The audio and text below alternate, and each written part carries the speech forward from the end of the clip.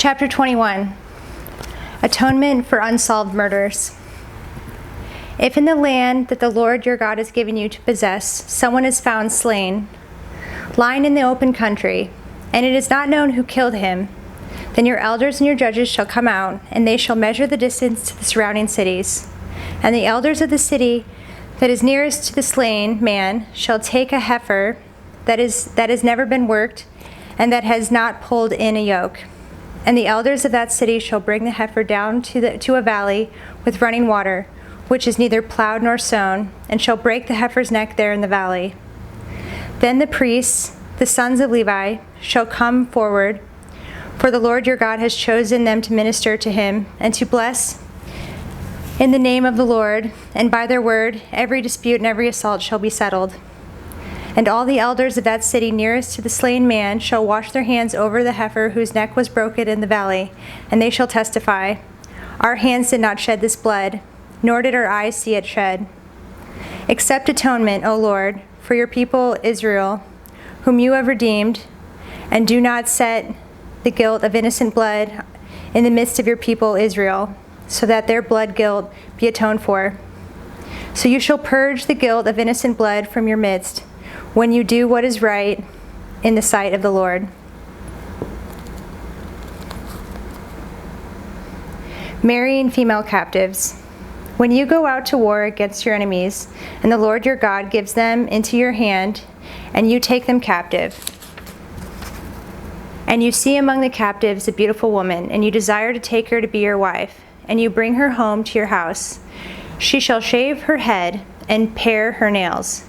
And she shall take off the clothes in which she was captured, and shall remain in your house, and lament her father and her mother a full month. After that you may go into her, and be her husband, and she shall be your wife. But if you no longer delight in her, you shall let her go where she wants.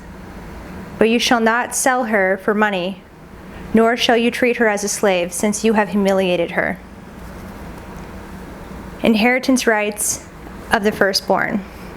If a man has two wives, the one loved and the other unloved, and both the loved and the unloved have borne him children, and if the firstborn son belongs to the unloved, then on the day when he assigns his possessions as an inheritance to his sons, he may not treat the son of the loved as the firstborn in preference to the son of the unloved, who is the firstborn, but he shall acknowledge the firstborn, the son of the unloved, by giving him a double portion of all that he has, for he is the firstfruits of his strength.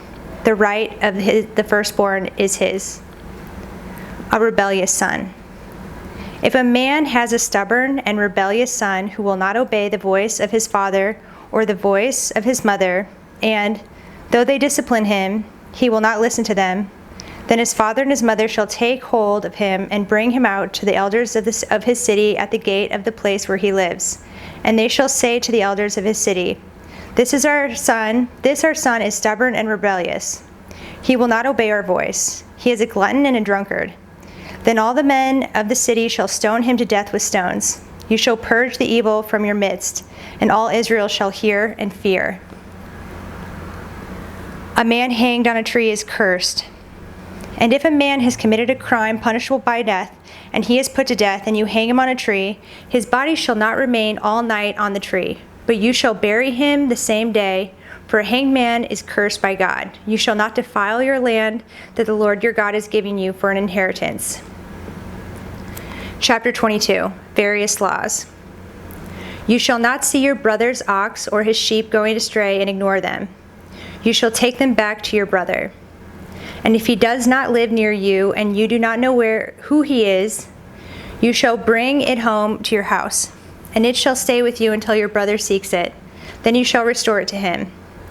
And you shall do the same with his donkey or with his garment, or with any lost thing of your brother's, which he loses and you find.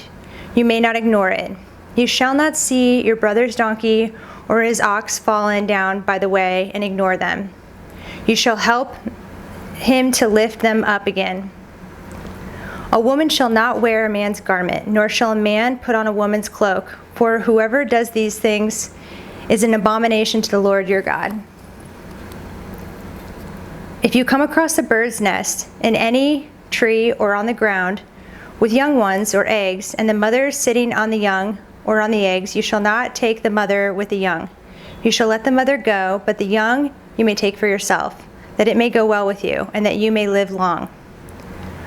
When you build a new house, you shall make a parapet for your roof, that you may not bring the guilt of blood upon your house, if anyone should fall from it. You shall not sow your vineyard with two kinds of seed, lest the whole yield be forfeited, the crop that you have sown and the yield of the vineyard. You shall not plow with an ox and a donkey together. You shall not wear cloth of wool and linen mixed together. You shall make yourself tassels on the four corners of the garment with which you cover yourself. Laws concerning sexual immorality. If any man takes a wife and goes into her and then hates her and accuses her of misconduct and brings a bad name upon her, saying, I took this woman, and when I came near her, I did not find in her evidence of virginity, then the father of the young woman and her mother shall take and bring out the evidence of her virginity to the elders of the city in the gate. And the father of the young woman shall say to the elders, I gave my daughter to this man to marry, and he hates her. And behold, he has accused her of misconduct, saying, I did not find in your daughter evidence of virginity, and yet this is the evidence of my daughter's virginity. And they shall spread the cloak before the elders of the city. Then the elders of that city shall take the man and whip him, and they shall fine him 100 shekels of silver, and give them to the father of the young woman, because he has brought a bad name upon the virgin of Israel. And she shall be his wife. He may not divorce her all his days. But if the thing is true, that evidence of virginity was not found in the young woman, then they shall bring out the young woman to the door of her father's house, and the men of her city shall stone her to death with stones, because she has done an outrageous thing in Israel by whoring in her father's house. So you shall purge the evil from your midst. If a man is found lying with the wife of another man, both of them shall die, the man who lay with the woman, and the woman. So you shall purge the evil from Israel.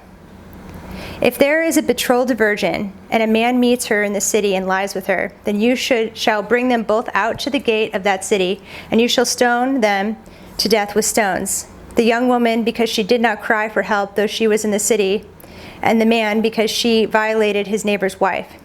So you shall purge the evil from your midst. But if in the open country a man meets a young woman who is betrothed, and the man seizes her and lies with her, then only the man who lay with her shall die. But you shall do nothing to the young woman. She has committed no offense punishable by death. For this case is like that of a man attacking and murdering his neighbor, because he met her in the open country, and though the betrothed young woman cried for help, there was no one to rescue her. If a man meets a virgin who is not betrothed and seizes her and lies with her, and they are found, then the man who lay with her shall give to the father of the young woman 50 shekels of silver, and she shall be his wife, because he has violated her. He may not divorce her all his days. A man shall not take his father's wife, so that he does not uncover his father's nakedness. Chapter 23.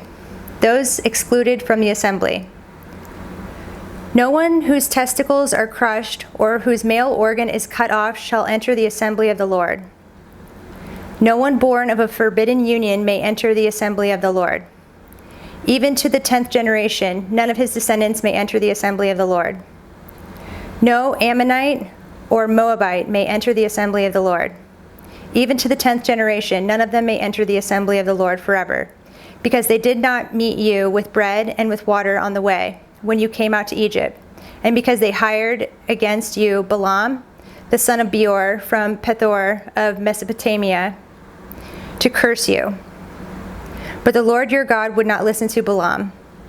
Instead, the Lord your God turned the curse into a blessing for you, because the Lord your God loved you. You shall not seek their peace or their prosperity all your days forever. You shall not abhor the Edomite, for he is your brother. You shall not abhor an Egyptian, because you were a sojourner in his land. Children born to them in the 3rd generation may enter the assembly of the Lord. Uncleanness in the camp. When you are encamped against your enemies, then you shall keep yourself from every evil thing. If any man among you becomes unclean because of a nocturnal emission, then he shall go outside the camp. He shall not come inside the camp. But when evening comes, he shall bathe himself in water, and as the sun sets, he may come inside the camp. You shall have a place outside the camp, and you shall go out to it. And you shall have a trowel with your tools, and when you sit down outside, you shall dig a hole with it, and turn back and cover up your excrement. Because the Lord your God walks in the midst of your camp to deliver you and to give up your enemies before you. Therefore your camp must be holy, so that he may not see anything indecent among you and turn away from you. Miscellaneous laws. You shall not give up to his master a slave who has escaped from his master to you. He shall dwell with you in your midst, in the place that he shall choose, within one of your towns, wherever it suits him. You shall not wrong him. None of the daughters of Israel shall be a cult prostitute, and none of the sons of Israel shall be a cult prostitute. You shall not bring the fee of a prostitute or the wages of a dog into the house of the Lord your God in payment for any vow, for both of these are an abomination to the Lord your God. You shall not charge interest on loans to your brother, interest on money, interest on food, interest on anything that is lent for interest. You may charge a foreigner interest, but you may not charge your brother interest, that the Lord your God may bless you in all that you undertake in the land that you are entering to take possession of it. If you make a vow to the Lord your God, you shall not delay fulfilling it, for the Lord your God will surely require it of you, and you will be guilty of sin. But if you refrain from vowing, you will not be guilty of sin. You shall be careful to do what has passed your lips, for you have voluntarily vowed to the Lord your God what you have promised with your mouth. If you go into your neighbor's vineyard, you may eat your fill of grapes, as many as you wish, but you shall not put any in your bag. If you go into your neighbor's standing grain, you may pluck the ears with your hand, but you shall not put a sickle to your neighbor's standing grain.